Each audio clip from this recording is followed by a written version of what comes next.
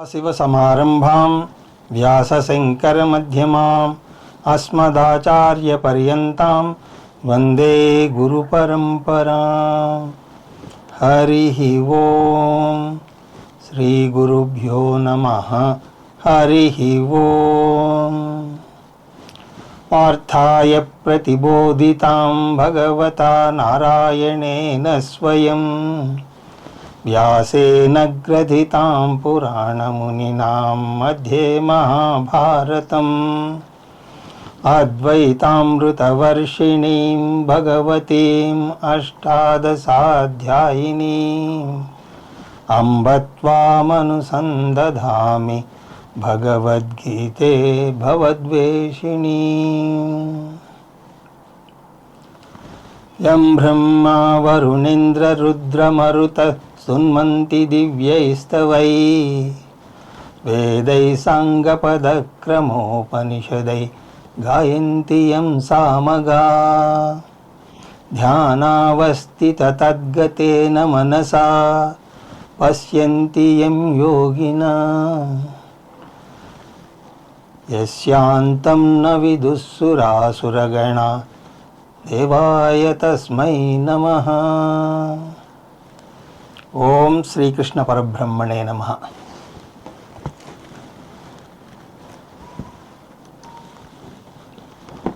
స్మరవారం వారం కార్యక్రమంలో గీతా జ్ఞాన యజ్ఞంలో 10వ రోజు అధ్యయనానికి మీ అందరికీ స్వాగతం.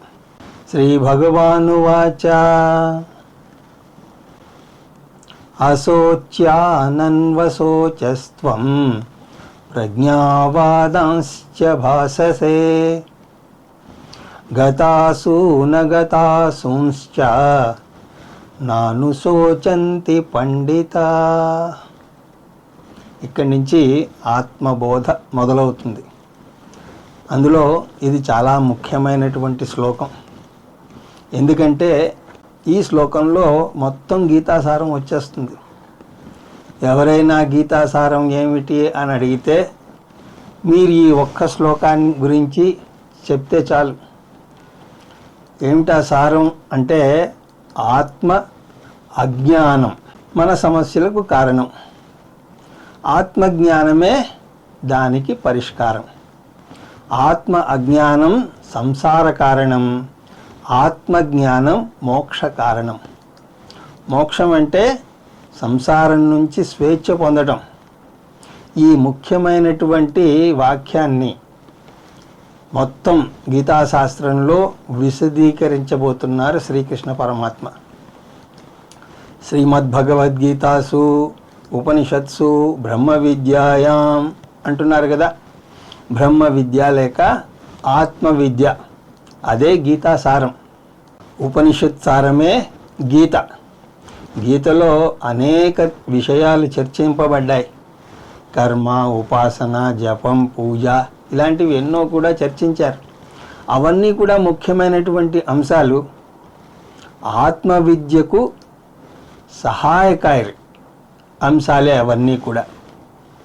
ఈ సంసారాన్ని కృష్ణ పరమాత్మ ఎలా అందజేశారు అంటే చాలా అద్భుతంగా.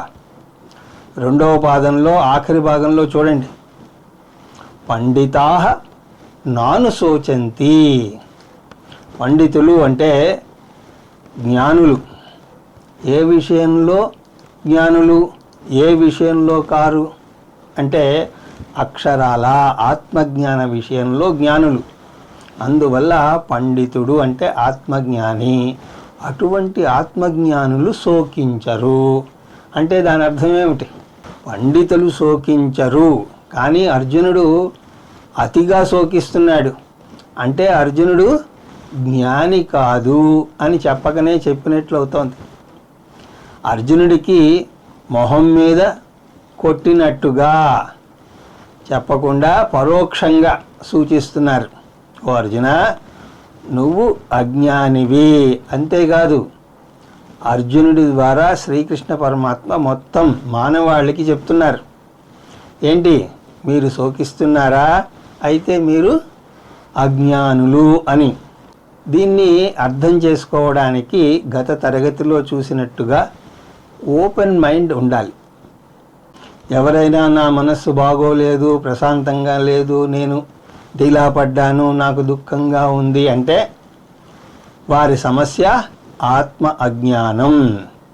దాని పరిష్కారం ఆత్మజ్ఞానం పొందడమే. అదృష్టవశాత్తు ఆత్మజ్ఞానం బ్యాక్టీరియా లాంటిది, వైరస్ లాంటిది కాదు. ఎందుకంటే వైరస్కి మందు లేదు. జలుబు మీద ఒక జోక్ ఉన్నది. జలుబుకి మందు వేసుకుంటే ఒక వారం రోజుల్లో తగ్గుతుంది, మందు వేసుకోకపోతే 7 రోజుల్లో తగ్గుతుంది అని అంటారు. కానీ బ్యాక్టీరియాకి మందు ఉన్నది, అజ్ఞానానికి కూడా మందు ఉన్నది. అది కూడా ఒక్క మందు ఉన్నది, అది జ్ఞానం. ఒక గదిలో చీకటి ఉందనుకోండి, అది ఎలా తొలగుతుంది? దానికి ఎన్ని పరిష్కారాలు ఉన్నాయి అంటే ఒక్కటే మార్గం ఉన్నది, ఆ గదిలో లైట్ వేయడమే. అలాగే ఆత్మజ్ఞాన విషయంలో కూడా ఒకే ఒక్క మార్గం, జ్ఞానాదేవతు కైవల్యం. కర్మ మోక్షాన్ని ఇస్తుందా అని ఎవరైనా అడిగితే మీరు తిరిగి ప్రశ్నించాలి, కర్మ అజ్ఞానాన్ని తొలగిస్తుందా? కర్మ చేస్తే అజ్ఞానం తొలగుతుంది అని అనుకుంటే ఇన్ని స్కూళ్ళు, ఇన్ని కాలేజీలు అవసరం లేదు. ఒకరోజు ఒక పని చేస్తే కెమిస్ట్రీ అజ్ఞానం తొలగిపోతుంది, ఇంకొక రోజు ఇంకొక పని చేస్తే ఫిజిక్స్ అజ్ఞానం తొలగిపోతుంది. అలా జరుగుతుందా? లేదే. అందువల్ల కర్మ అజ్ఞానాన్ని తొలగించలేదు, ధ్యానం అజ్ఞానాన్ని తొలగించలేదు, జపము అజ్ఞానాన్ని తొలగించలేదు, భజన అజ్ఞానాన్ని తొలగించలేదు. ఆత్మజ్ఞానం పొందడం ఒక్కటే మార్గం. అందువల్ల ఆ విషయంలో పరమాత్మ మొదటి శ్లోకంలోనే నొక్కి ఒక్కాణిస్తున్నాడు, పండితాః నా అనుశోచంతి. అందువల్ల అర్జున, నువ్వు పండితుడివి అవు. ఏ విషయంలో పండితులు అవ్వాలి అంటే, పండితులు అవడము అంటే జ్ఞానులు అవడం. జ్ఞానులు దుఃఖించరు. గతాసూన్ అగతాసూంశ్చ, వారు జీవించి ఉన్న వారి కోసము బాధపడరు, మరణించిన వారి కోసము బాధపడరు. మనం దుఃఖించేది ఈ 2 విషయాల కోసమే. జీవించి ఉన్న వారి కోసమో మరణించి ఉన్న వారి కోసమో మనం బాధపడుతూ ఉంటాం. మనుష్యుల కోసమే కాదు, వస్తువుల గురించి కూడా అలాగే బాధపడతాం. అంటే అయిపోయిన వాటి గురించో లేకపోతే రాబోయే వాటి గురించో బాధపడతాం. ఈ 2 విషయాల్లోనూ జాగ్రత్త పడితే ఇక బాధపడే అంశం అనేది లేదు. అందువల్ల శ్రీకృష్ణ పరమాత్మ ఈ 2 గురించి చెప్తున్నారు. గతాసూన్ అంటే గడిచిపోయినవి, అంటే గతం. అగతాసూన్ అంటే గడిచిపోనిది, అంటే వర్తమానం లేదా భవిష్యత్తు గురించి అనుశోచంతి, దుఃఖింపరు. నువ్వేం చేస్తున్నావు అర్జున? అశోచాన్ అన్వశోచః త్వం, శోకింపదగని వారి కోసం శోకిస్తున్నావు. అశోచ్య అంటే వారి మీద జాలి కానీ దుఃఖం కానీ చూపించే అర్హతే లేనివారు. దుర్యోధనాదులు నీ జాలికి అర్హులు గారు. వారు అధార్మిక మనుషులు. అంతేకాదు ప్రజ్ఞావాదాంశ్చ భాససే, నువ్వు ఏదో తెలివైన వాడిలాగా మాట్లాడుతున్నాను అని అనుకుంటున్నావు. నిన్ను నువ్వు తెలివైన వాడిగా భావించి కులక్షయం గురించి, కులధర్మం గురించి, వర్ణ సంకరం గురించి ఏవేవో మాట్లాడావు. అలా మాట్లాడి నిన్ను నువ్వే ఖండించుకుంటున్నావు. అందువల్ల నీకు జ్ఞానం కావాలి. గతాసంశ్చ అగతాసంశ్చ నాను శోచంతి పండితాః. ఇక్కడి నుంచి జ్ఞానయోగం శ్లోకాలు మొదలవుతాయి. 12 నుంచి 38 దాకా. ముందు శ్లోకంలో గీతాసారం చెప్పాడని చూసాం. ఇక్కడి నుంచి దాన్ని విశదీకరిస్తున్నాడు కృష్ణ పరమాత్మ. కృష్ణ పరమాత్మ యొక్క అంతిమ లక్ష్యం ఏమిటి అంటే అర్జునుడు యుద్ధం చేసేలాగా చెయ్యాలి. ఎందుకంటే అది అతని తక్షణ సమస్య. జీవిత సమస్య అయిన సంసారం, ఈ రెండింటినీ కూడా పరిష్కరించాలి. కానీ తక్షణ సమస్య కూడా పరిష్కరించాలి. యుద్ధం చెయ్యాలో వద్దో కూడా కృష్ణ పరమాత్మే చెప్పాలి. వీటికి దయానంద సరస్వతి వారు 2 పదాలు వాడతారు: తక్షణ సమస్య, ప్రాథమిక సమస్య. అర్జునుడికి ఇప్పుడు తక్షణ సమస్య ఉన్నది. ఏమిటది? యుద్ధం చెయ్యాలా వద్దా? ఇది తక్షణ సమస్య. ఎందుకంటే ఈ సమస్య ఎప్పుడూ ఉండదు. అంతకుముందు ఎన్నో యుద్ధాలు చేశాడు, కానీ అంతకు ముందెన్నడూ కూడా ఈ సమస్యను అర్జునుడు ఎదుర్కోలేదు. అంతేకాదు, ఈ సమస్య సార్వజనీయ సమస్య కూడా కాదు. మనం ఎవరితోనూ యుద్ధం చేయాల్సిన అవసరం లేదు. అది క్షత్రుని యొక్క సమస్య. కానీ తక్షణ సమస్యకి ఇంకో లోతైన సమస్య అది పైకి తెచ్చింది. ఏమిటది అంటే రాగం, శోకం, మోహం. ఈ రాగ, శోక, మోహాలు తాత్కాలిక సమస్యలు కావు, అవి శాశ్వత సమస్యలు. అంతేకాదు, అవి సార్వజనీయ సమస్యలు కూడా. అంటే ఇప్పుడు అర్జునుడికి 2 సమస్యలు ఉన్నాయి. ఒకటి తక్షణ సమస్య, రెండవది ప్రాథమిక సమస్య. కృష్ణ పరమాత్మ రెండింటినీ పరిష్కరించాలి. దానికి కృష్ణ పరమాత్మ 3 కోణాలలోంచి పరిష్కారాన్ని చూపిస్తారు.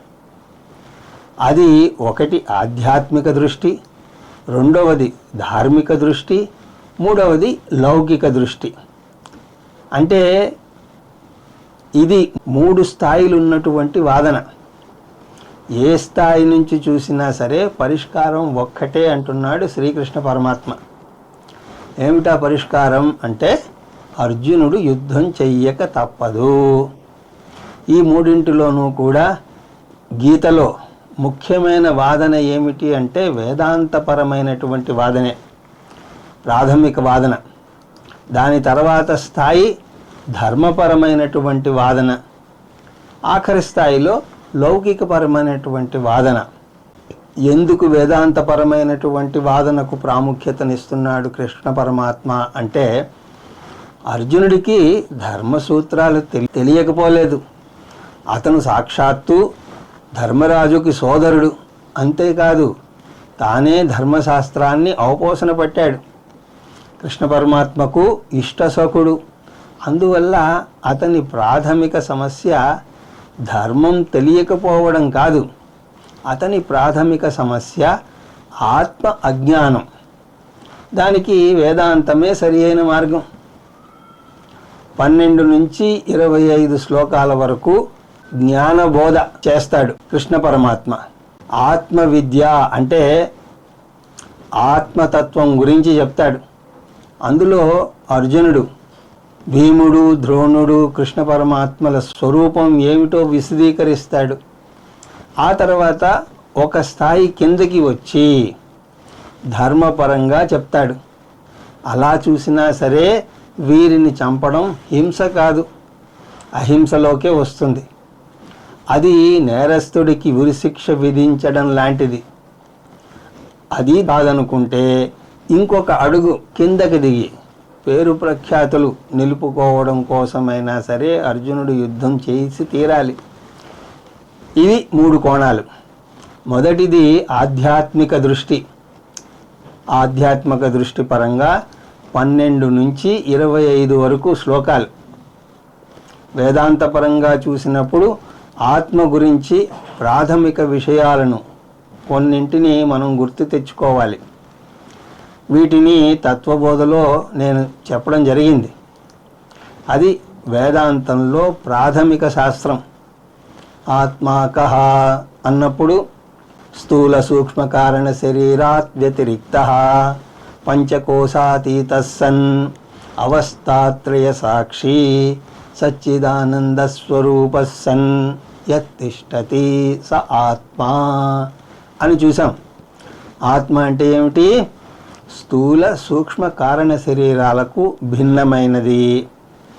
పంచకోశాలకు అతీతమైనది, అవస్థాత్రయ సాక్షి, సచ్చిదానంద స్వరూపంగా ఏది ఉన్నదో అది ఆత్మ.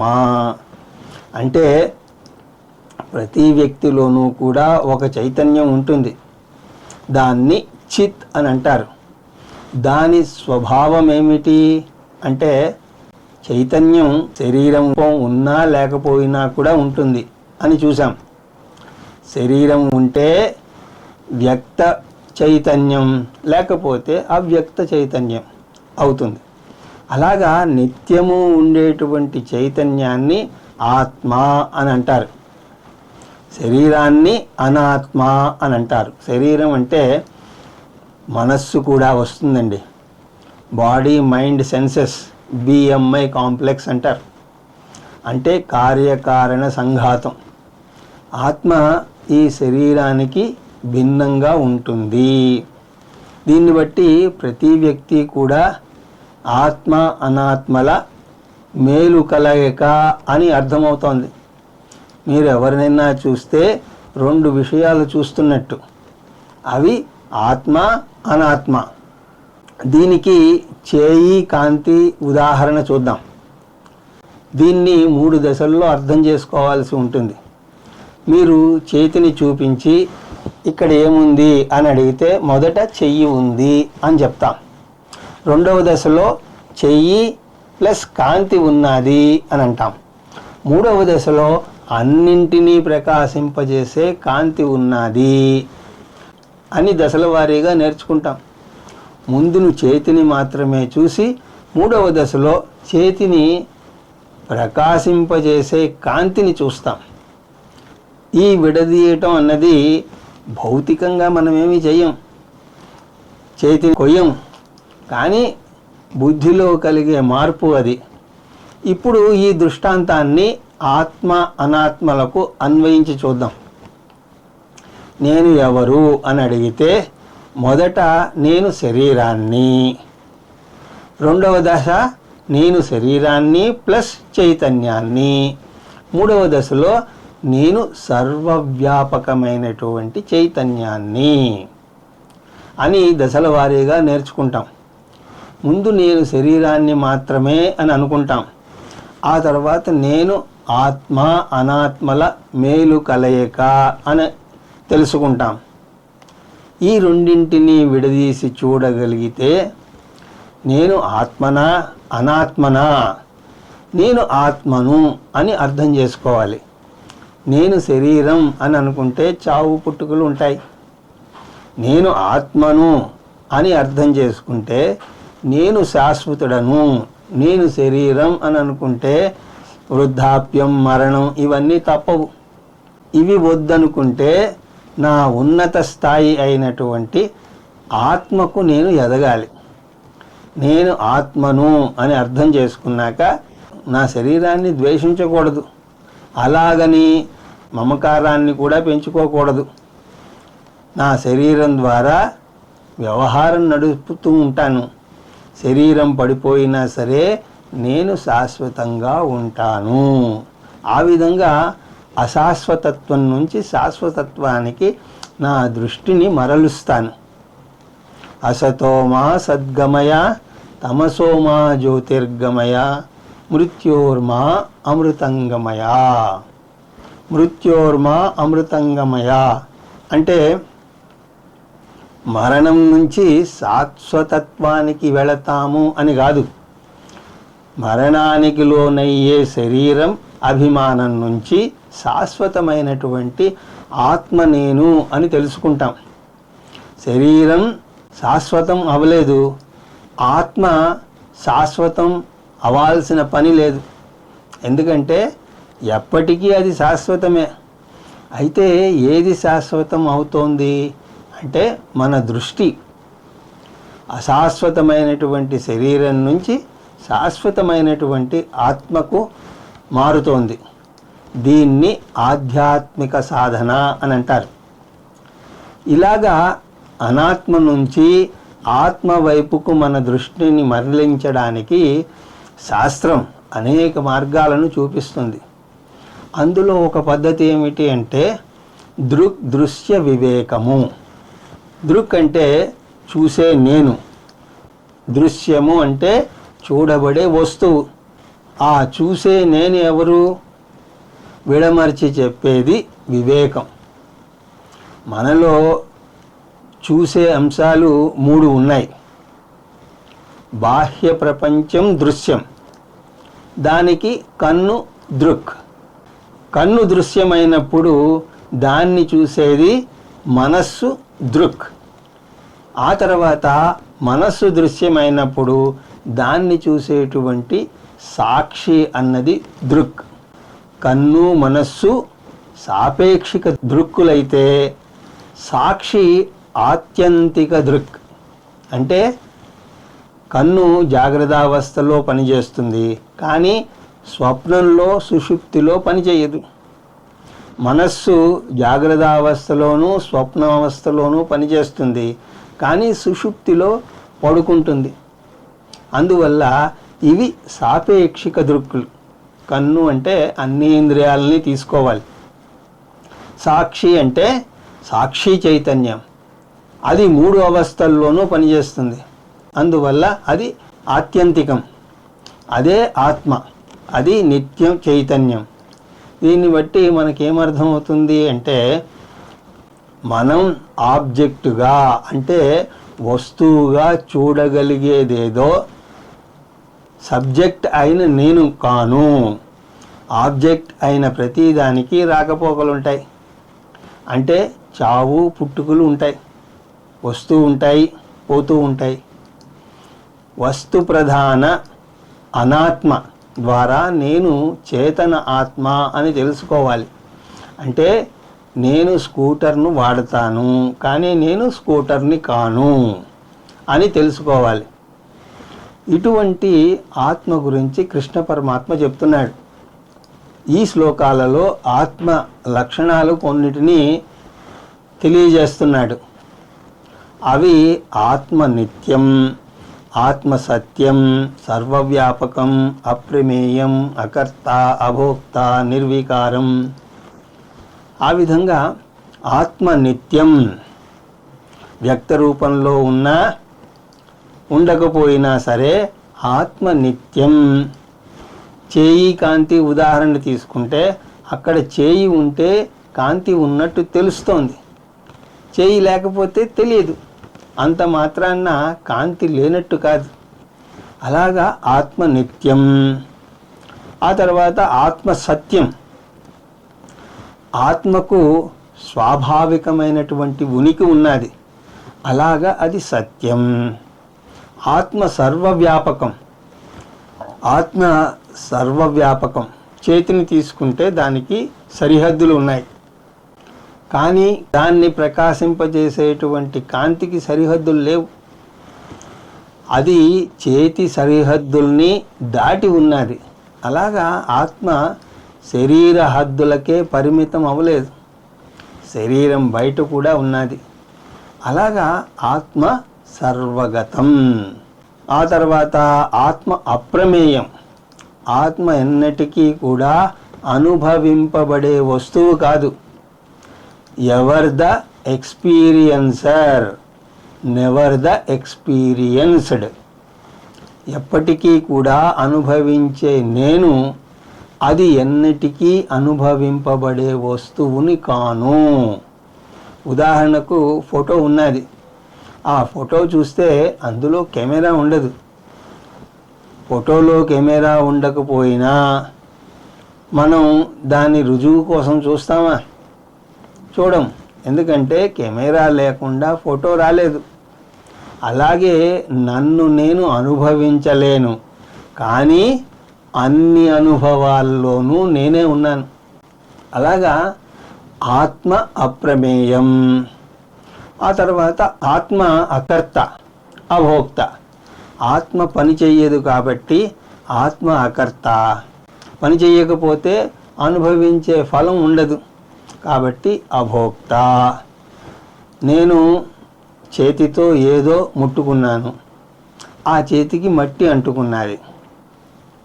అప్పుడేమైంది? ముట్టుకోవడం అన్నది చేతిని కర్తగా చేసింది, మట్టి అంటుకోవడం చేతిని భోక్తగా చేసింది.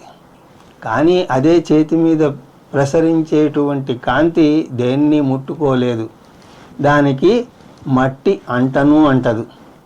ఆ విధంగా కాంతి అకర్త అభోక్త, అలాగే ఆత్మ కూడా అకర్త అభోక్త. ఆ తర్వాత ఆత్మ నిర్వికారం. ఆత్మకు మార్పు లేదు. కాంతి సమక్షంలో చేయి కదిలినా సరే కాంతి కదలదు.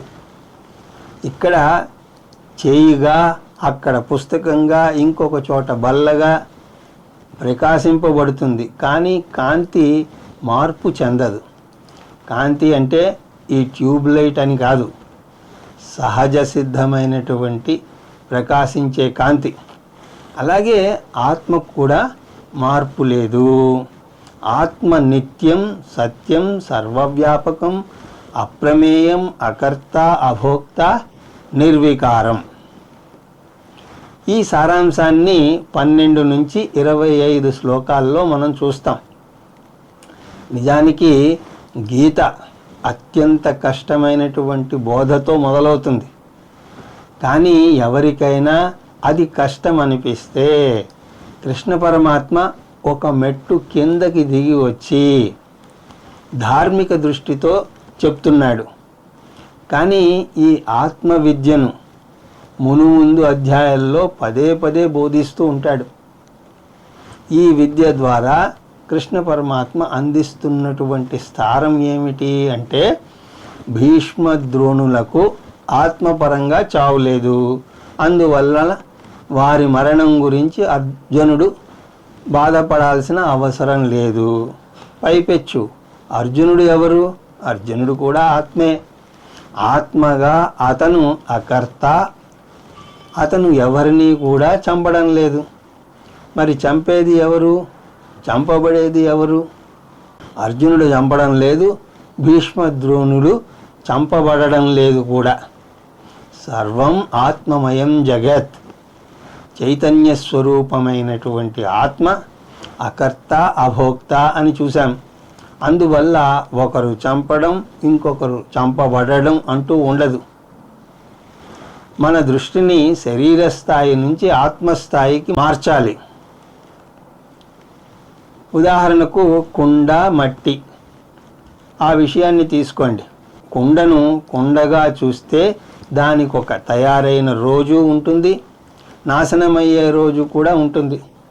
కానీ కుండను కుండగా కాక మట్టిగా చూస్తే మట్టి కుండ కాకముందు ఉన్నది, మట్టి ఆకారంగా. కుండ ఉన్నప్పుడు ఉంది, కుండ ఆకారంగా. కుండ పగిలిపోయినా కూడా ఉంటుంది, మళ్ళీ మట్టిగానే. అలాగే అలా సముద్రం గురించి కూడా చెప్పచ్చు. అలా ఒక సమయంలో పుడుతుంది, ఒక సమయంలో మరణిస్తుంది. కానీ అలను నీరుగా తీసుకుంటే, నీరు అల పుట్టకముందు ఉన్నది, అలలోనూ ఉన్నది, అల సమసిపోయినాక కూడా ఉంటుంది. ఇది ఆధ్యాత్మిక దృష్టి. దీన్ని అర్థం చేసుకోవడానికి చాలా సూక్ష్మ దృష్టి ఉండాలి. ఆత్మ తప్ప వ్యక్తులెవరూ లేరు. అయితే అప్పుడు ఉన్నది, ఇప్పుడు ఉన్నది, ఎప్పుడు ఉంటుంది. ఆత్మ 3 కాలాలలోనూ ఉంటుంది. త్రికాలేపి తిష్టతి అని అంటారు. కానీ ఈ వాదనను సరిగా అర్థం చేసుకోకపోతే పెద్ద ప్రమాదమే ఉంటుంది. ప్రతి నేరస్తుడు కూడా ఒకడిని చంపి, చంపేదెవరు, చంపబడేదెవరు అని వాదించే ప్రమాదం ఉన్నది. ఇక ధార్మిక దృష్టి పరంగా శ్లోకాలను గనక మీరు చూస్తే 31 నుంచి 33 దాకా కృష్ణ పరమాత్మ ధార్మిక దృష్టిని కూడా చెబుతున్నాడు. మామూలుగా అయితే చంపడం హింస పాపం, కానీ ఇక్కడ కాదు. కానీ ఇక్కడ ఎందుకు చంపుతున్నాడు అంటే ధర్మ సంస్థాపనార్థం. ఇది ఒక న్యాయమూర్తి ఉరిశిక్ష విధించడం లాంటిది. న్యాయమూర్తి అయ్యో నేను అతన్ని చంపుతున్నానే అని అనుకోకూడదు. అతను ధర్మాన్ని నిలబెట్టడం కోసం ధర్మం తప్పిన వాణ్ణి శిక్షిస్తున్నాడు.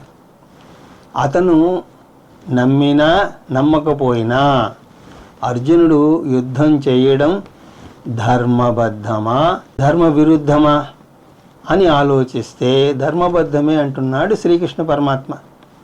ఒక క్షత్రియుని యొక్క ధర్మం యుద్ధం చేయడం, ధర్మాన్ని నిలబెట్టడం కోసం తన ప్రాణాలను పణంగా పెట్టి అయినా సరే యుద్ధం చేయాలి.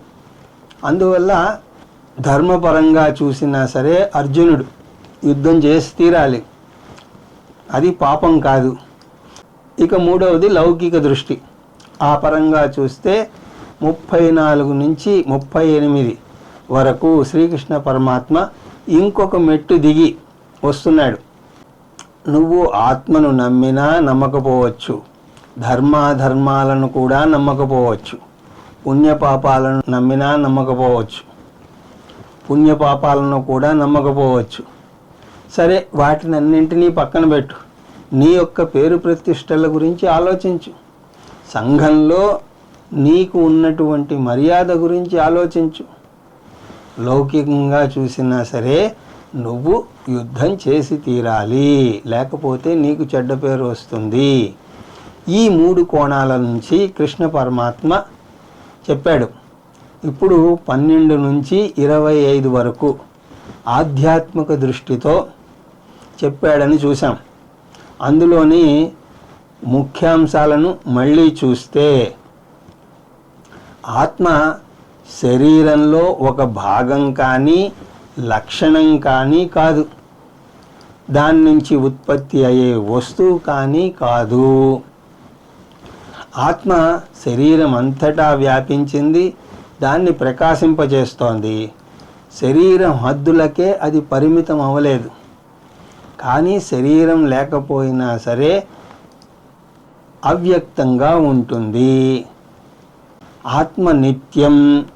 అలాగే ఆత్మ అకర్త, అభోక్త, కర్మ చేయాలంటే కదిలిక ఉండాలి. కదిలిక ఉండాలి అంటే పరిమితి ఉండాలి. ఆత్మకు పరిమితి లేదు కాబట్టి అది అకర్త. కర్తే కర్మఫలం. కర్తే కర్మఫలాన్ని అనుభవించాలి. ఆత్మకర్త కాదు కాబట్టి భోక్త కూడా కాలేదు. మీరు తింటే ఇంకొకరికి ఆకలి తీరదు కదా. మీరు చేసిన పనికి ఫలితం మీరే అనుభవిస్తారు. కర్త ఏవ భోక్తా భవతి. కర్త ఏవ భోక్తా భవతి చాలా ముఖ్యమైనటువంటి సూత్రం అండి.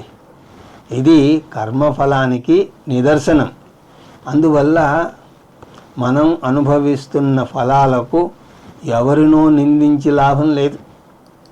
మనం అనుభవిస్తున్నటువంటి కర్మఫలం వారి ద్వారానే వస్తోంది అంతే. ఆత్మ నిర్వికారం. శరీరానికి షడ్వికారాలు ఉన్నాయి. అస్థి, జాయతే, వర్ధతే, విపరిణమతే, అపక్షీయతే, వినశ్యతీతి అంటూ కృష్ణ పరమాత్మ వీటిని 4 దశల్లో వర్ణిస్తాడు. కౌమారం, యవ్వనం, వృద్ధాప్యం, దేహాంతర ప్రాప్తి అంటారు. ఆత్మ అప్రమేయం. ఆత్మ చూడబడే ఆబ్జెక్ట్ కాదు, చూసే సబ్జెక్ట్. కళ్ళు అన్నింటినీ చూస్తాయి, కానీ తనను తాను చూసుకోలేవు. ఈ వేలుతో అన్నింటినీ ముట్టుకోగలుగుతాను, కానీ ఈ వేలు తనని ముట్టుకోలేదు. నా ఫోన్తో అందరికీ ఫోన్ చేయగలను, కానీ నాకు నేను ఫోన్ చేసుకోలేను. సబ్జెక్ట్ ఆబ్జెక్ట్ కాలేదు. చూసే వ్యక్తి చూడబడడు, అనుభవించే వ్యక్తి అనుభవించబడలేడు. Ever the experiencer, never the experienced. ఇది 12 నుంచి 25 శ్లోకాల వరకు సారాంశం. వాటిలో కొన్నింటిని ఈ తరగతిలో మనం చూద్దాం. నత్వేవాహం జాతు నాసం నత్వం నేమే జనాధిపా నచైవ న భవిష్యామః సర్వే వయమతః పరం. 12వ శ్లోకంలో కృష్ణ పరమాత్మ ఆత్మ నిత్యం అని చెప్పదలుచుకున్నాడు. ఆత్మ నిత్యం అని తేలిగ్గా చెప్పేస్తే సరిపోతుంది కదా, కానీ దాన్ని చుట్టూ తిరిగి చెప్తున్నాడు. కృష్ణ పరమాత్మ చిలిపితనానికి పెట్టింది పేరు. ఆ చిలిపితనాన్ని తన బోధలో కూడా వదులుకోలేదు. అందువల్ల ఆత్మ గతంలోనూ ఉన్నది, ఇప్పుడు ఉన్నది, భవిష్యత్తులోనూ ఉంటుంది అని చెప్తున్నాడు. త్రికాలేపి తిష్టతి. పోనీ అదైనా సరే ప్రత్యక్షంగా చెప్తున్నాడా అంటే ఇక్కడ కూడా చిలిపితనం చూపిస్తున్నాడు. ఆత్మ లేదు అని చెప్పలేవు అని అంటున్నాడు. ఆత్మ ఉంది అనకుండా డబల్ నెగిటివ్ వాడుతున్నాడు. ఆత్మ గతంలో లేదనలేవు, ఆత్మ ఇప్పుడు లేదు అని అనలేవు, ఆత్మ భవిష్యత్తులో కూడా ఉండదు అని అనలేవు అని అంటున్నాడు. 2 నాలుగు ఉన్నాయి. నా అహం, నా అసం, నా త్వం. నా నేను గతంలో లేను, నువ్వు గతంలో లేవు అనడం కూడా నిజం కాదు. అంటే నువ్వు కూడా గతంలో ఉన్నావు. నా ఇమే జనాధిప, ఈ రాజులు కూడా గతంలో లేరు అనడం నిజం కాదు. అంటే రాజులు కూడా గతంలో ఉన్నారు. ఒక్క ముక్కలో చెప్పాలి అంటే ఆత్మ గతంలో ఉన్నది. మరి భవిష్యత్తు మాట ఏమిటి అంటే నచైవ న భవిష్యామః, మనం భవిష్యత్తులో ఉండము. ఇది కూడా నిజం కాదు. మళ్ళీ డబల్ నెగిటివ్. మనం భవిష్యత్తులో ఉండము అనేది నిజం కాదు. అంటే మనం భవిష్యత్తులో ఉంటాము. కృష్ణ పరమాత్మ ఇక్కడ గతం గురించి భవిష్యత్తు గురించి చెప్పి వర్తమానం గురించి మాట్లాడలేదు. ఎందుకంటే నువ్వు ఉన్నావా అని అడిగితే మా ఆవిడని అడిగి చెప్తాను అని అనరు కదా. అందువల్ల మనం ఇప్పుడు ఉన్నామా లేదా అన్న శంక మనకి లేదు. అందువల్లే కృష్ణ పరమాత్మ ఇప్పటిది వదిలేసి మనకు అనుమానం ఉన్నటువంటి భూత భవిష్యత్తు కాలాల గురించి చెప్తున్నాడు. అందువల్ల దీని సారాంశం ఏమిటి అంటే ఆత్మ నిత్యం. కానీ ఎవరైనా సరే నా పుట్టుక ముందు విషయం నేను మాట్లాడలేను అంటే ఇంతకు ముందు ఆత్మ గురించి నేర్చుకున్న విషయం గుర్తు తెచ్చుకోవాలి. శరీరం లేకపోయినా సరే ఆత్మ ఉంటుంది, కానీ శరీరం లేదు కాబట్టి వ్యవహారం నడపలేదు. ఫోన్లో మాట్లాడుతూ మధ్యలో మాటలు వినిపించకపోతే ఏమంటారు? ఫోన్ డెడ్ అయింది అని అంటారు. అంతేగాని నేను డెడ్ అయ్యాను అని అనరు కదా. అలాగే ఒక వ్యక్తి మరణిస్తే ఏది మరణించింది? అతని యొక్క శరీరం మరణించింది. ఈ శరీరం ప్రస్తుతం ఫోన్ నెంబర్ లాంటిది. ఈ ఫోన్ నెంబర్ పోతే కొత్త నెంబరు అప్లై చేస్తారు. అలాగే ఈ శరీరం అనే ఫోన్ నెంబర్ పోతే ఇంకొక కొత్త శరీరం దొరికేదాకా ఆత్మ ఉంటూనే ఉంటుంది. సర్వే వయమతః పరం. మనమందరం కూడా ఇక ముందు కూడా ఉంటాము అని దేహినోస్మిన్ యథాన్ దేహే కౌమారం యౌవనం జరా తదా దేహాంతర ప్రాప్తి ధీరస్తత్ర న ముహ్యతే. నేను శాశ్వతం. అయితే చావు పుట్టుకలు ఏమిటి? కృష్ణ పరమాత్మ చావు పుట్టుకలను శరీరాన్ని మార్చటంగా అభివర్ణిస్తున్నాడు. బట్టలు జీర్ణించకపోతే ఎలాగైతే మనం వేరే బట్టలు మార్చుకుంటామో అలా శరీరం జీర్ణించకపోతే వేరే శరీరాన్ని తీసుకుంటాము. శరీరం ఎలా జీర్ణించుకుపోతుందో ఇందులో వర్ణిస్తున్నాడు. అస్మిన్ దేహే, ఈ శరీరంలో 4 దశల అనుభవాలు ఉన్నాయి. అందులో కౌమారం, యవ్వనం, వృద్ధాప్యం వస్తాయి. శరీరంలో ఈ మార్పులు అవుతున్నప్పుడు నేను మారుతున్నానా? నా పేరు మారుతోందా? నేను బాల్యంలో కౌమారంలో స్కూలుకు వెళ్ళాను, అక్కడ చదువుకున్నాను, యవ్వనంలో అలా చేశాను అంటూ చెప్తాం. శరీరం మారుతున్నా కూడా నేను అన్నది మారకుండా ఉన్నది. సైన్స్ ప్రకారం మన శరీరంలో కణాలన్నీ కూడా మారతాయి. శరీరం పూర్తిగా మారుతుంది. జుట్టు తెల్లబడుతుంది లేదా పూర్తిగా రాలిపోతూ ఉంటుంది. దంతాలు రాలిపోతాయి. ఒక్కొక్క అంగము చెడిపోతుంది. కొన్ని సందర్భాల్లో కిడ్నీ కూడా మార్పిడికి గురవుతుంది. కానీ ఇన్ని మార్పులు జరుగుతున్నా ఇదంతా కూడా అవుతున్నది ఎవరికి? దీన్నే మరికొంచెం సాగదీయమంటున్నాడు కృష్ణ పరమాత్మ. అన్ని మార్పులు అయ్యాక మొత్తం శరీరాన్ని మార్చేయమంటున్నాడు. తదా దేహాంతర ప్రాప్తి, జీర్ణమైపోయిన పాత వస్త్రాన్ని మార్చినట్టుగా మీరు జీర్ణమైపోయిన శరీరాన్ని కూడా ఇంకొక కొత్త శరీరంతో మార్చారు. అందువల్ల ఆనందంగా ఉండాలి. మీరేమీ పోగొట్టుకోలేదు. పాత ఇంటిని పడగట్టి కొత్త ఇంటిని కట్టినట్టుగా ఆకాశంలో ఏమీ మార్పు లేదు. గోడలు ఇటుకలే మారాయి, అటు ఇటు కదిలాయి అంతే. అలాగే చైతన్యం ఆకాశం లాంటిది. దానికి శరీరం అనే గోడలు వస్తూ ఉంటాయి, పోతూ ఉంటాయి. దేహాంతర ప్రాప్తి అంటే ఇంకొక దేహాన్ని పొందడం. ఇది 4వ దశ. ధీరస్తత్ర నముహ్యతి. ధీర అంటే ధీరుడు అని కాదు. వేదాంతంలో ధీర అంటే వివేకి, నిత్యానిత్య వస్తు వివేకం ఉన్నటువంటి వ్యక్తి. నముహ్యతి అంటే ఈ విషయంలో మోహం పొందడు. అర్జున, ఈ యుద్ధంలో భీష్మ శరీరం పోయినా భీష్మ ఆత్మ పోదు. అలాగే ద్రోణుడు యొక్క శరీరం పోయినా సరే ద్రోణ ఆత్మ పోదు. అందువల్ల ఎవరి కోసం నువ్వు దుఃఖిస్తున్నావు అని. మాత్రా స్పర్శాస్తు కౌంతేయ శీతోష్ణ సుఖ దుఃఖదా ఆగమాపాయినో నిత్య స్థాం స్థితిక్షస్వ భారత. అనాత్మ అనిత్యం, ఆత్మ నిత్య స్వరూపం ఎలాగైతే అర్థం చేసుకుని స్వీకరిస్తామో అలాగే అనాత్మ అనిత్యత్వాన్ని, ఆ స్వరూపాన్ని కూడా అర్థం చేసుకుని స్వీకరించాలని కృష్ణ పరమాత్మ చెప్తున్నాడు. మన తెలివితేటలు ఒక వస్తువు యొక్క స్వరూపాన్ని స్వీకరించడంలో వెల్లడవుతాయి.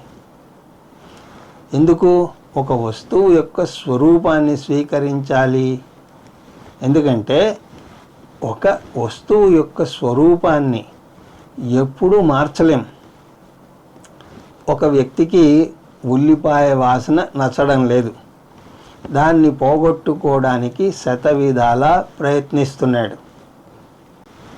కర్పూర ధూళి రచితాల వాల కస్తూరికా కుంకుమలిప్త దేహ సువర్ణ కుంభై పరిశిష్యమాన నిజంగుణం ముంచతి నో ఫలాండు. ఫలాండు అంటే ఉల్లిపాయ. ఒకడు ఉల్లిపాయ వాసనను మారుద్దాం అని అనుకున్నట్ట. దాన్ని అతను కర్పూరం ముద్ద చేసి దాని మధ్యలో ఉల్లిపాయను పెట్టేట. ఆ తర్వాత ఆ ఉల్లిపాయ మీద కస్తూరి పరిమళాలు అంటే శక్తివంతమైనటువంటి సువాసన వచ్చేటువంటి ద్రవ్యాలను జల్లియట్ట. అలాగే మళ్ళీ అత్తరు నీటితో దానికి రుద్రాభిషేకం చేసినట్టుగా అభిషేకం చేసేట. 3 గంటల తర్వాత వాటి మధ్యలోంచి ఉల్లిపాయని తీసుకుని ముక్కు దగ్గర పెట్టుకుంటే ఏమైంది? ఉల్లిపాయ వాసనే వచ్చింది. అలాగా ఒక వస్తువు యొక్క స్వరూపాన్ని మార్చలేం. ఎందుకంటే దానికి జవాబు చాలా తేలిక. దేన్నైతే మార్చలేమో అదే స్వరూపం అని అంటారు. ఎందుకు మార్చలేము అని అడగండి. మార్చలేని దాన్నే స్వరూపము అని అంటారు. అందువల్ల తెలివైన వ్యక్తి ఒక వస్తువు యొక్క స్వరూపాన్ని మార్చడానికి ప్రయత్నించకుండా దాని మీద తనకు ఉన్నటువంటి దృక్పథాన్ని మార్చుకుంటాడు. మన దృక్పథాన్ని ఎలా మార్చుకోవాలి అంటే దృక్పథాన్ని మార్చడాన్ని స్వీకరించడము అని అంటారు. ఒక వస్తువు యొక్క స్వరూపాన్ని స్వీకరించాలి. ఇది ఉపాసన.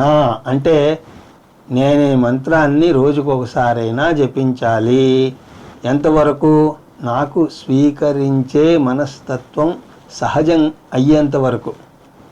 ఎందుకు స్వీకరించాలి అంటే మనసుకున్న సమస్యల్లో అధిక శాతం మన వస్తువు యొక్క స్వరూపాన్ని స్వీకరించడం లేదు. కాబట్టే సమస్యలు వస్తున్నాయి. ఎండాకాలం రాగానే వామ్మో ఎండ దంచేస్తోంది అని అంటాం. అలా అనేసరికి ఇంకా వేడిగా అనిపిస్తుంది. దానికి బదులు సూర్యుని యొక్క గొప్పదనాన్ని స్వీకరించడం నేర్చుకోండి. భగవంతుని సృష్టి అంత అద్భుతం. కొన్ని కోట్ల మైళ్ళ దూరం నుంచి ప్రాణశక్తిని ప్రసాదించే శక్తి సృష్టించాడు. ఆ శక్తి అన్ని కోట్ల మైళ్ళ దూరంలో ఉండి కూడా రోజు భూమి మొత్తాన్ని ప్రకాశింపజేస్తోంది. అంత కాంతి మనం ఏర్పాటు చేయాలి అంటే ఎంత విద్యుత్ శక్తి కావాలండి? అందువల్ల సూర్యుడి యొక్క శక్తిని మెచ్చుకోండి. చెమట పోస్తూ ఉంటే దాన్ని ఒక అద్భుతంగా స్వీకరించండి. దేవుడి సృష్టిలోని అద్భుతాలను చూసి మురిసిపోండి. అంటే సూర్యుని కిరణాలను చూసి భయపడకుండా మెచ్చుకోండి. చెమట పడితే తిట్టుకోకుండా ఆనందించండి. అలాగా మీ ప్రవర్తనను మార్చుకోండి. ఈ స్వీకరించే స్వభావాన్ని నెమ్మదిగా అన్నిటి మీద ప్రసరింపజేయండి. ముందు జడ వస్తువులతో మొదలుపెట్టి ఆ తర్వాత చేతన వస్తువులకు రండి. అందరికన్నా మనుష్యులను వారి స్వభావాలను భరించడం కష్టం. కానీ దాన్ని స్వీకరించడం నేర్చుకోవాలి. దుఃఖం నిర్వచనం ఏమిటి అంటే నిజాలను ఒప్పుకోకపోవడం. మాత్రా స్పర్శాస్తు కౌంతేయ. మాత్ర అంటే ఇంద్రియాలు, మా అంటే తెలుసుకోవడం, అనుభవించడం, త్ర అంటే శరీరము లేదా పరికరం. మాత్ర అంటే అనుభవం పొందడానికి వాడేటువంటి కరణం. నియతి అభి ఇతి మాత్ర. ఏమిటా కరణాలు అంటే పంచ జ్ఞానేంద్రియాలు. స్పర్శ అంటే విషయ వస్తువులను స్పృశంతే ఇది స్పర్శ. అందువల్ల ఇంద్రియాలు ఉన్నాయి, విషయ వస్తువులు ఉన్నాయి. మీకు ఇష్టం ఉన్నా లేకపోయినా సరే ఇంద్రియాలు విషయ వస్తువులతో జత కూడతాయి. కన్ను అంటే మీకు ఇష్టం లేకపోతే ఆ వస్తువును చూడకుండా కన్ను మూసుకోవచ్చు, కానీ చెవిని మూసుకోలేరు కదా. మీరు వద్దనుకున్నా కూడా కొన్ని కామెంట్లు మీ చెవిని పడుతూనే ఉంటాయి. కొంతమంది శబ్దాలు వినకూడదు అని ఎక్కడో కొండ గుహలో ఏకాంతంగా ధ్యానం చేద్దామని వెళతారు. కానీ అక్కడ ఉండే శబ్దాలు అక్కడ ఉంటాయి. దోమలు స్వైర విహారం చేస్తూ ఉంటాయి, ఏవో పురుగులు శబ్దాలు చేస్తూ ఉంటాయి. అందుకని సమస్య నుంచి మీరు ఎక్కడికి పారిపోలేరు. దానికి పరిష్కారం ఏమిటి అంటే పరిస్థితులకు దూరంగా పారిపోకుండా పరిస్థితులతో జీవించడం నేర్చుకోండి. అలా పారిపోతే మీ నిరోధక శక్తి, మీ బలం తగ్గిపోతాయి. దానికి బదులు మీరు సమస్యను ఎదుర్కొంటే మీ నిరోధక శక్తి పెరుగుతుంది.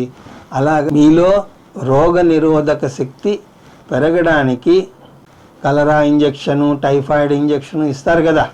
పరిస్థితిని ఎదుర్కొంటే మీ మనస్సును మీరు దృఢపరచుకోగలుగుతారు. పరిస్థితులు ఏమి ఇస్తాయి అంటే శీతోష్ణ సుఖ దుఃఖదా. అవి వేడి చల్లదనం, సుఖం దుఃఖం ఇస్తాయి.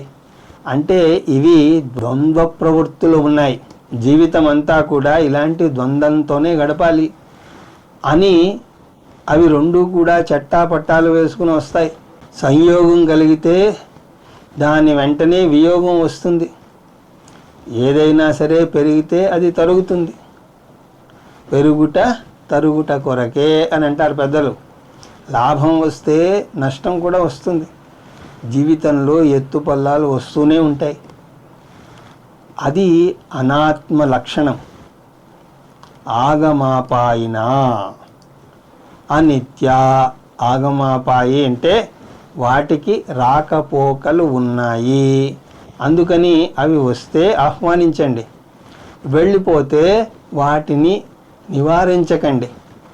కొన్ని వస్తువుల్ని మనసారా ఆహ్వానించడానికి సిద్ధంగా ఉంటాం, కానీ అవి వచ్చినట్టే వస్తాయి, వెళ్ళిపోతాయి. కొన్ని వస్తువులు శాశ్వతంగా వెళ్ళిపోవాలి అని అనుకుంటాం, కానీ అవి మళ్ళీ మళ్ళీ వస్తూనే ఉంటాయి. అనిత్య అంటే అవన్నీ కూడా అశాశ్వతం.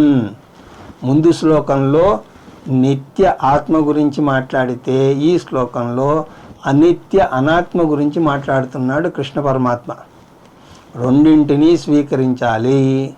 శాశ్వతమైన శరీరాన్ని ఆశించలేరు. ఒకానొక సమయంలో కాయకల్పం అనేటువంటి ఒక మందు గురించి మాట్లాడేవారు. దాన్ని తయారు చేయడం చాలా కష్టం. దాన్ని 100 సార్లు ముద్దగా చేసి నీటిలో ముంచి ఎండబెట్టి మళ్ళీ చేయాలి. అలా కష్టపడి మందు తయారు చేస్తే అది శరీరాన్ని శాశ్వతంగా చేస్తుంది అని ఒక నమ్మకం. అది చేస్తుందా లేదా చెప్పండి? చాలా తేలిక. అది తయారు చేసేవాడు ఇప్పుడు లేడు అంటే ఏమిటి? ఒకవేళ ఆ మందు నిజంగా పనిచేసినట్లయితే దాన్ని ముందు ఎవరు వాడి ఉండేవాడు? ఖచ్చితంగా దాన్ని కనుగొన్న వ్యక్తే వాడేవాడు. వాడు శాశ్వతంగా ఉండాలి, కానీ లేరే. అందువల్ల అలాంటి మందులేమీ పనిచేయవు. అమెరికాలో కొంతమంది శవాన్ని వెంటనే ఖననం చేయడానికి ఇష్టపడరని ఒక గాలి వార్త. ఎందుకు? ఒక కొత్త ఇంజెక్షన్ ఎవరైనా కనుగొంటే చనిపోయిన వ్యక్తికి దాన్ని ఇస్తే లేచి కూర్చుంటాడు అనే ఆశ. దానికోసం లక్షల కొద్దీ డాలర్లు ఖర్చు చేస్తున్నారట. అలాంటి వృధా ప్రయత్నం ఏమీ పడకండి. మీ డబ్బుని కాలాన్ని అనవసరంగా ఖర్చు పెట్టకండి అన్న ఉద్దేశంతో చెప్తున్నాడు కృష్ణ పరమాత్మ. శరీరం పంచభూతాలతో చేయబడింది. అది మళ్ళీ వెళ్ళి పంచభూతాల్లోనే కలవాలి. అలా కలిస్తేనే మంచిది కూడా. మనం కూడా తర్వాత వచ్చే తరానికి చోటు ఇవ్వాలి. మనం మరణించకుండా అలాగే ఉంటే కొన్ని శతాబ్దాల తర్వాత భూమి మీద పరిస్థితి ఎలా ఉంటుంది అంటే ఒకసారి ఆలోచించండి. ఇతను 12వ శతాబ్దానికి చెందినవాడండి, ఇతను 13వ శతాబ్దానికి చెందినవాడు. ఈ విధంగా పరిచయం చేయాల్సి ఉంటుంది. అందువల్ల అనాత్మ అశాశ్వతంగా ఉండి తీరాలి. నిజాన్ని మార్చడానికి ప్రయత్నించకండి. మరి దేన్ని మార్చాలి అంటే మీ యొక్క దృక్పథాన్ని మార్చాలి. ఏమిటా మార్పు అంటే అనాత్మ ఎప్పుడో ఒకప్పుడు వెళ్ళి తీరాలి. ఈ సత్యం ఒక శరీరానికే కాదు, సృష్టిలో ఉన్న ప్రతి ఒక్కదానికి కూడా వర్తిస్తుంది. ఒక అనుభవం వస్తుంది, అది వెళ్ళి తీరాలి. తాం స్థితిక్షస్వ భారత. అంతర్గత శక్తిని పెంపొందించుకో ఓ అర్జున. ఈ రెండింటికి శారీరక శక్తి, మానసిక శక్తి రెండు కావాలి. శారీరక శక్తి కన్నా మానసిక శక్తి ఇంకా దృఢంగా ఉండాలి. మనకు కలిగినటువంటి నష్టాన్ని భరించే శక్తి ఉండాలి. ఒకవేళ ఆ మానసిక స్థైర్యం గనక లేకపోతే ఏం చేయాలి? భగవంతుణ్ణి, ప్రకృతి సూత్రాలను మార్చమని కోరలేము. అలా ఒక్కొక్కరు వారికి తగ్గట్టుగా కోరుతూ పోతే భగవంతుడు అయోమయంలో పడతాడు. ప్రకృతి సూత్రాలను మార్చమని కోరకూడదు. వాటిని భరించే తితిక్షను ఇమ్మని కోరాలి. తితిక్ష అంటే సహనశక్తి. వచ్చిపోయే వాటిని భరించే సహనశక్తిని ఇమ్మని కోరాలి. అది కూడా ఎలాగా? సహనం సర్వదుఃఖానాం అప్రతీకారపూర్వకం